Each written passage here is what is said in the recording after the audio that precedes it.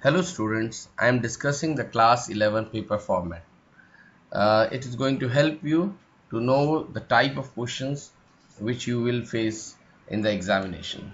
I'm coming to the first is the full form. I think you have seen the full forms like ENIAC, ADVAC, okay, PACE, PACE. These are the few of the full forms which are there in the chapters of history of computers. So from there you can see few more, and there are terms which are there in the chapter of hardware like EPROM, okay, RAM, SRAM, etc. So you can go through this full forms. There are not too many, so you can go through them. This will be the question 1 is more or less based on these full forms. Now we have the next question is based on these two topics, language processors and functional parts of computers. Now in functional parts of computers we mean the main parts of computer, and to be specific of CPU of computer or CPU. And you also may you should know what are the functions of the main parts of CPU, which are uh, control unit, ALU, and memory unit, basically memory unit or registers we can say. Okay, now we have language processors. So language processors, basically we have three are there. One is the assembler, second is the compiler, and then there's a one which we call is the interpreter. So you must be knowing the difference between these three. Assembler, as you know, assembler converts assembly language to machine language or low level language, okay. And it is hardware dependent, okay. It is hardware dependent. Now we have compiler. So you know what about compiler? Compilers are, they converts high level language to machine level language. They are independent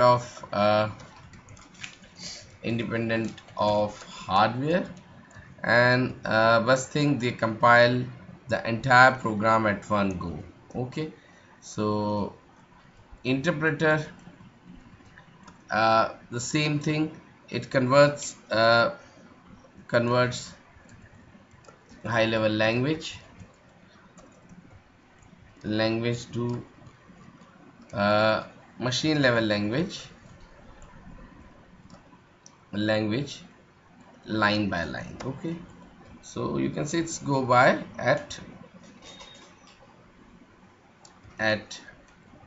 or entirely together, okay. So you can go these things, these are there.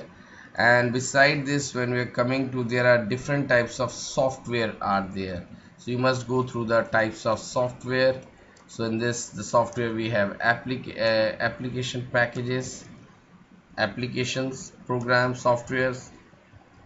Application software means you have packages, general packages, okay. We have customized packages, okay. So this general packages, you know, these are like my MS Office packages which can be used by anyone, and customized packages are the softwares which are developed for specific purpose, like your railways, banking, etc. Okay, besides this, there are a category of softwares which are meant for the smooth functioning of the system. So these are system software.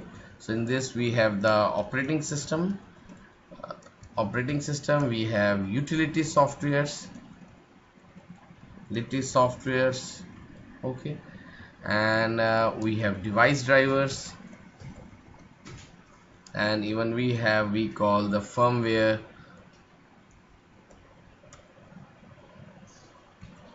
Okay, now this types of basically utility softwares are helping for the smooth functioning of the system.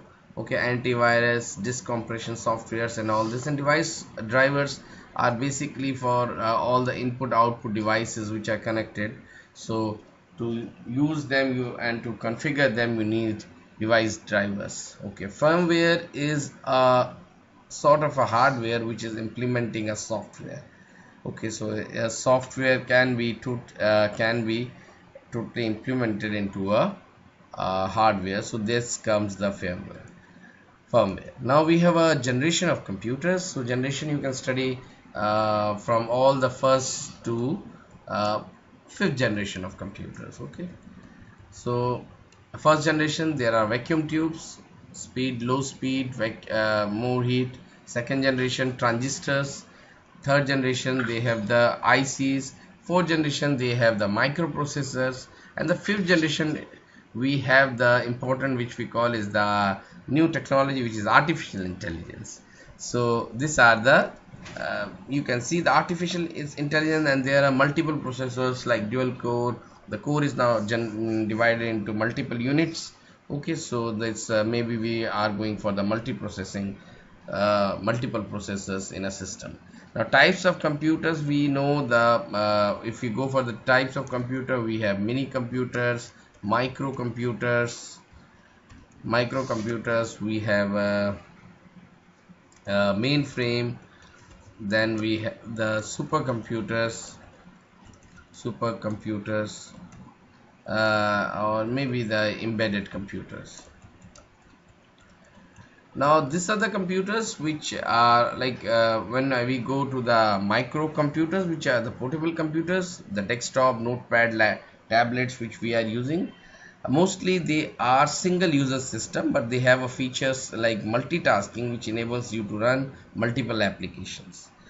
Mini computers are those computers which are used as a server for small places, and like in offices, banks, which are used which are located in a certain region.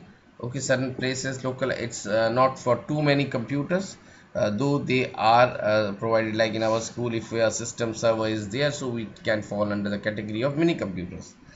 When we come to the mainframe computers, as these computers are meant for lots of users, a huge number of users, they have a huge capacity, though their processing speed is not too much, but still they are able to like the computers which are used for railway reservations and all this.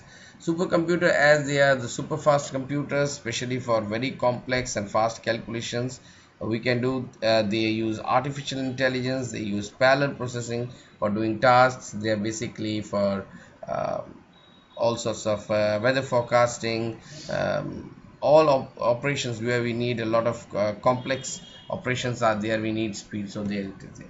Embedded computers are basically, it's kind of a small chip, or the computer is not in the form of a computer, it's embedded chip which contains the logic to run a particular specific task. So this is basically so those in micro ovens, your refrigerators and all the television sets, they have embedded computers to perform some specific task. Now we have the types of operating system. So under the types of operating system, you can study the GUI operating system, which is graphical user interface, the CLI operating system, which is a command line operating system. Then we have mobile operating systems are there. So each of the operating system has its own, especially the Android operating systems. So these operating systems has different features, where mostly the GUI is user friendly. Command line operating systems are used in servers and for programmers, and mobile operating system as the one you use in different mobiles. Now the important is the functions and concepts. So important in the OS, special functions if you see is the process management. Process management means the running program is known as a process. So when multiple programs are running, so their management, so whenever you run a program, so it is required to be given space allocation of and this program is to be terminated by you. So all the processing task, its creation, its execution is involved in process management. Then we have the memory management.